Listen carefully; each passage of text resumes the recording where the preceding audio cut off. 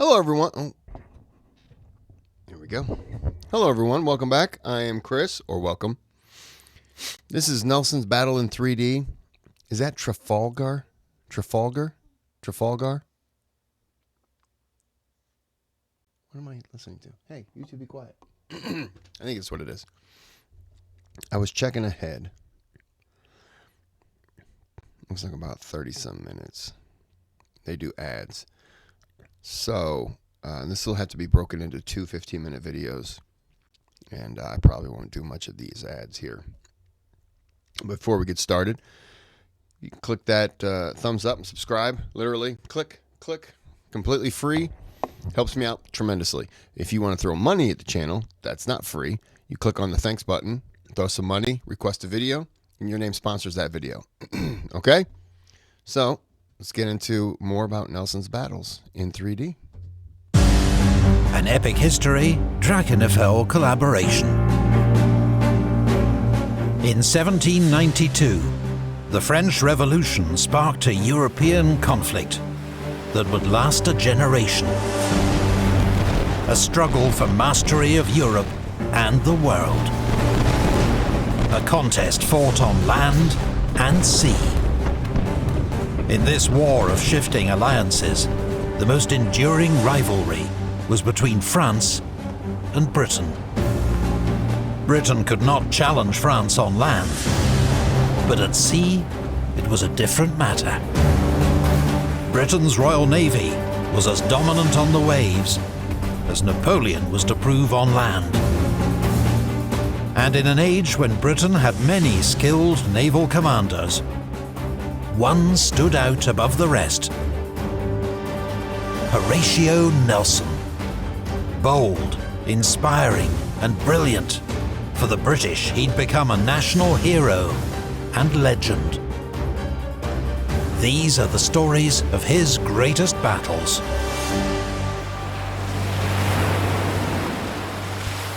Stupid question. These are his greatest battles. How many battles was he in? I know he started at 12 because that was amazing to me. I didn't realize, you start that young, but clearly it makes sense. But how many battles did he have? I could look this up, yes. But what's the point of that? That's what you were here for. And I apologize in advance. I'm eating dinner. It's a couple grilled cheese. So I'm going to slide off to the side and take a bite. I am watching the film, though. The film?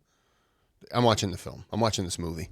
1805.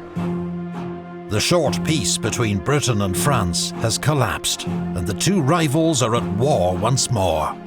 Britain, Russia, and Austria have formed a new alliance, known as the Third Coalition. Napoleon renews the French alliance with Spain. The newly crowned Emperor of the French is determined to finally defeat Britain. The nation that bankrolls the alliances against him, decimates French overseas trade, and blockades her ports. He has assembled a large invasion force on the Channel coast. His battle-hardened troops will make short work of the British, if he can control the Channel long enough to land them safely. The British Navy outclasses the French in number of ships and skill, but it cannot be everywhere at once.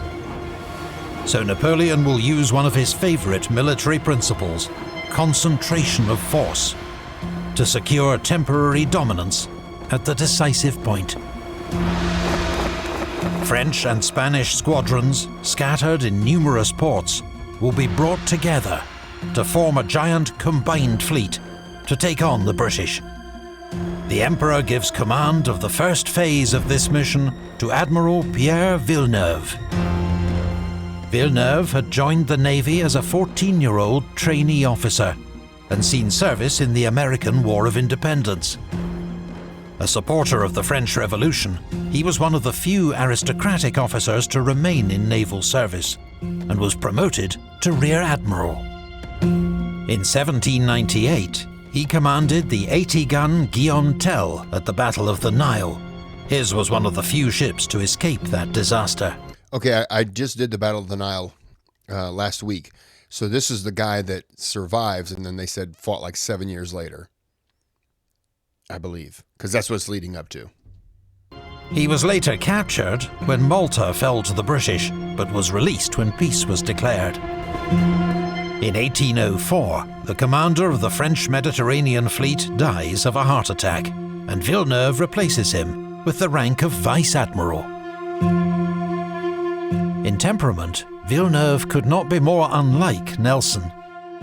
In 1805, he writes to the Minister of the Navy, "You will be so good as to recall that I have not asked for command of this squadron. What is more, I have always sought a practical and useful career, as opposed to one filled with glory." On the 30th of March, 1805, following the Emperor's orders, Admiral Villeneuve sails from Toulon with 11 ships of the line, slips past Nelson's blockading force, and joins up with 6 Spanish ships and a further French ship off Cadiz. Now with 18 ships, Villeneuve sets off on a 5-week crossing of the Atlantic. On arrival in the French West Indies, he links up with another 2 French ships under Rear Admiral Magon. The British, meanwhile, are in disarray. When Nelson lost track of Villeneuve, he guessed the French were heading back to Egypt and raced off in pursuit.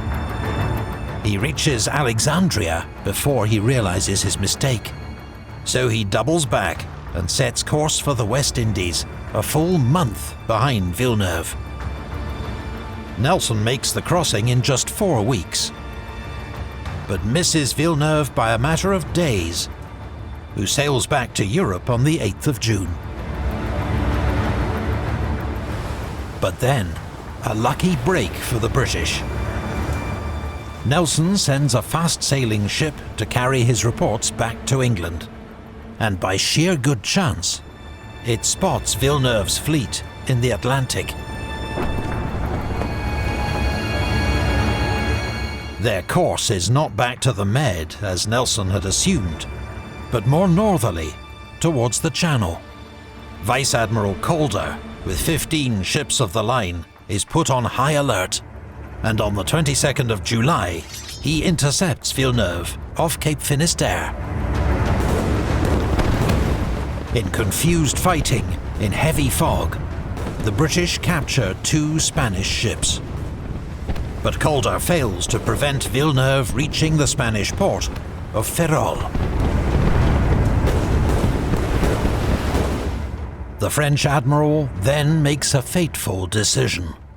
His orders are clear: proceed to Brest and then on to the Channel. But reports of ships to the north persuade him that he is about to be attacked by Britain's powerful Channel fleet. His ships, battered by Atlantic gales and battle, cannot fight again without repairs. So he retreats to Cadiz. Here he is soon blockaded by a growing number of British ships. Napoleon is furious when he receives this news. "Villeneuve does not possess the strength of character to command a frigate," he tells the naval minister. It is nearly autumn, and a cross-channel invasion is now impossible. Villeneuve has failed him, and Napoleon must look for other ways to defeat the British.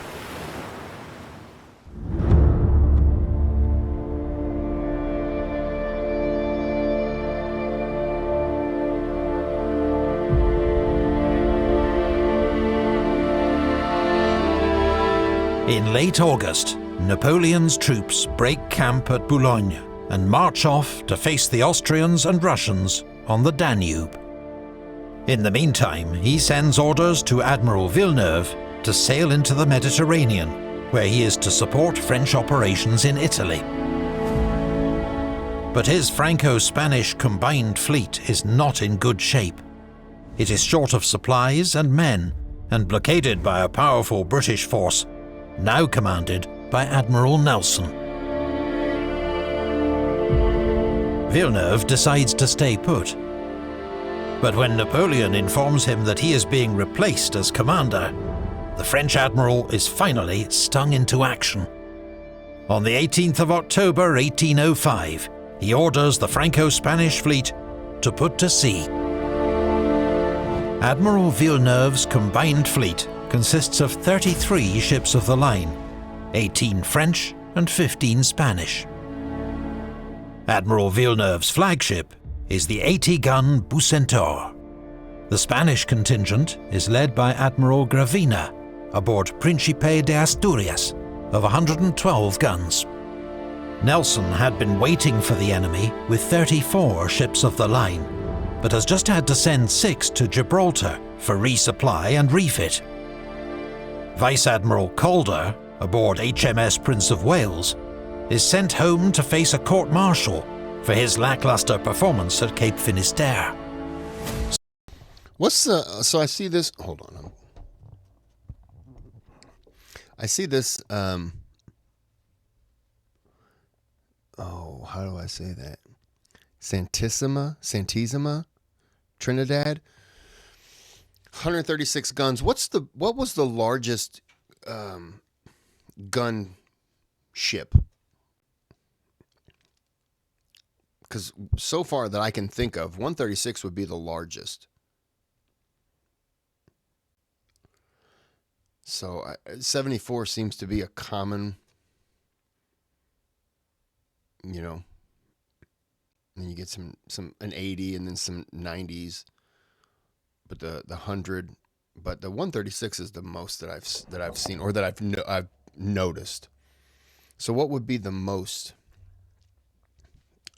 that would be on a ship? I'm asking for a friend. I know the answer, but I'm just asking for them. So Nelson's now slightly outnumbered, 27 ships against 33, though he has 3 powerful first-rates, his own flagship Victory, Britannia, and Vice Admiral Collingwood's Royal Sovereign. Both fleets are accompanied by several frigates for scouting and relaying messages. On paper, the Royal Navy is heavily outgunned, but the British know they can rely on superior seamanship and faster gunnery to even the odds.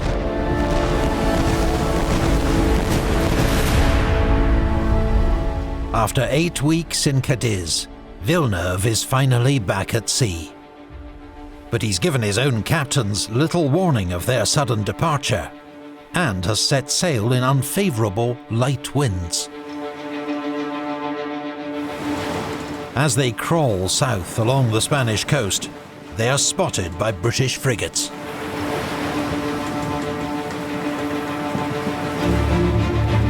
They relay news of the enemy's departure to Nelson and the British fleet, patrolling 40 miles offshore. Nelson immediately sets course to intercept. On the morning of the 21st of October, Villeneuve's fleet is about 10 miles northwest of Cape Trafalgar, bound for the Straits of Gibraltar. When the British fleet is spotted closing in from the northwest, Villeneuve faces a dilemma. He considers running for the Mediterranean or facing the British in battle, but ultimately he orders the fleet to reverse course and sail back to Cadiz. This abrupt change in course, combined with light winds and many inexperienced crews, causes the combined fleet's formation to become extremely ragged. It now forms a rough crescent, stretching over 5 miles of sea. Psychologically and tactically, Villeneuve's fleet is already on the back foot.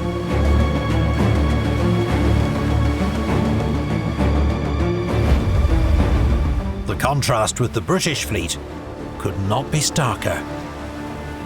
Nelson's crews are eager for battle, and he has devised a bold plan to ensure a decisive action.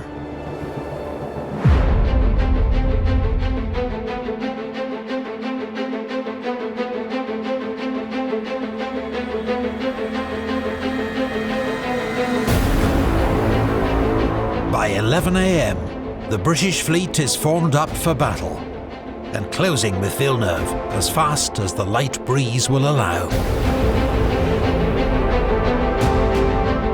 Nelson had decided on a basic plan of attack weeks earlier. The orthodox tactic at this time would be to line up his fleet alongside the enemy and trade broadsides with them. But Nelson believes these methods too often lead to an indecisive outcome. Instead, he has decided on the bold but not unprecedented tactic of attacking in two columns. These will pierce the enemy line and split their fleet into sections, to be overwhelmed and defeated in close action, before the enemy's vanguard can double back to help.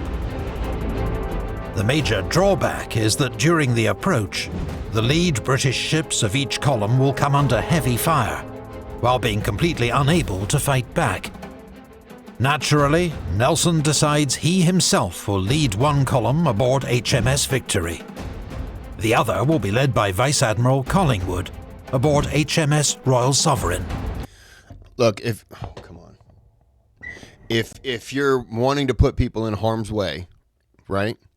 The only way to really make them trust you is you lead the way. Just, I mean, it's just a fact. You people are going to question, this is a suicide mission. Well, if your leader's in the front waving a sword saying, let's go, everyone else is looking around going, well, he clearly doesn't care if he lives or dies as long as we fight. I got to believe he knows what he's doing, so let's do what he's doing. Let's go crazy. Let's win this thing. I mean, that's balls. Got to applaud that.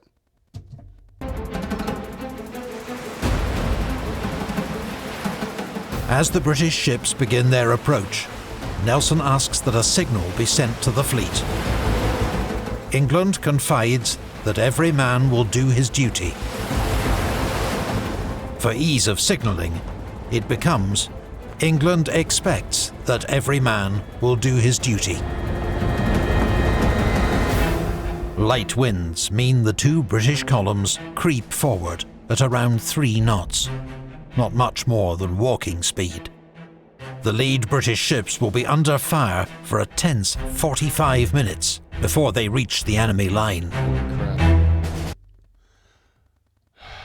I